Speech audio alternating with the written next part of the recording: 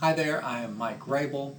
Today we were going to discuss one of the most complex systems of government and one of the most difficult concepts of political science, and that is federalism. To begin with, we have to understand that there are essentially three types of government that require substantial input from people. That is the populace. This is not totalitarian governments. These are actually governments that require input from the people. The first is a unitary system of government. A unitary system of government is much like the United Kingdom, Britain, is a unitary system. The people give their power to the national government directly. They give it to the national government. And if there is any power that will go out to the counties or shires or whatever political subdivisions they may have in Britain, that power flows from the central government. That's called a unitary system of government. Second system is called a confederation. The people give their power to the state. The state then gives power to the national government. It's a confederation because the people give their power in the first instance to the state. And the state acts largely as the most important unit of government in the system. In the unitary system, what you've got is the national government being granted its power directly by the people. In the confederate system, you have the people granting their power to the state, and then the states choosing to act as a confederation in an effort to accomplish what would be considered national goals. We saw an example of the Confederacy in the United States from 1861 to 1865, not a particularly good result. What currently exists in Europe under the European Union is very similar because each of these countries, nation states if you will, are working together. They're still somewhat autonomous, or actually certainly more autonomous than the states that we have in America, the United States. They have internal powers, but they also give up certain powers to the European Union, to the national government, to the confederation, if you will. Now, under a federal system, you in theory get the best of both worlds because you've got the people giving up rights or granting legitimacy to or giving power to the state government, as well as giving power, legitimacy, and rights to the federal government. Under a federal system, in theory, you've got two levels of power. Political scientists have often used the identification with this system as a cake. And I don't like that, although it helps some people to understand it, because right now what we would have is somewhat of a swirl cake, or a situation where the top has destroyed everything. I guess it's a pineapple upside down cake where the states are left with a little bit at the bottom, but most everything is done at the top. So the federalism concept has passed through various phases. I'm going to use Professor Dye's. It doesn't really matter. Most all political scientists agree in theory on these essential time periods. The first time period was from the beginning of the Republic, 1787, to the end of the Civil War, 1868, which was considered state-centered federalism.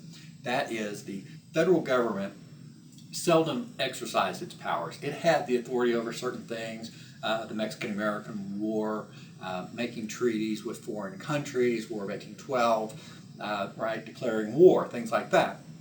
But the day-to-day affairs of virtually everything were taken care of by the states. But at the end of the Civil War, that also came to an end, and the federal government felt more emboldened and more empowered. And so we get into a process that continues from the end of the Civil War, roughly 1868, which is really including period of Reconstruction, until about 1913, when the Federal Reserve is created, which is a whole different problem. But from that period, you have what was called dual federalism. And essentially, the national government would let the states decide most of the domestic issues. The federal government, the national government, focused on the enumerated powers that we discussed in Article 1. And under those enumerated powers, it went wild. I mean, it did all sorts of things. But because it was a dual federalism, it left a great deal to the states. Police power is one of the things which we'll talk about in just a second, which has almost always been the exclusive domain of the states. So certainly under dual federalism, it wasn't a problem. But when you had things that involved the border, immigration, international trade, treaties, those things, all taken care of by the national government. From 1913 until about the 1960s, we had what was called cooperative federalism. And this is where the federal government decides it's going to start intervening in purely domestic affairs. No longer is it just going to be worried about wars and treaties and international relations. No, it's going to increase its power and centralize its power.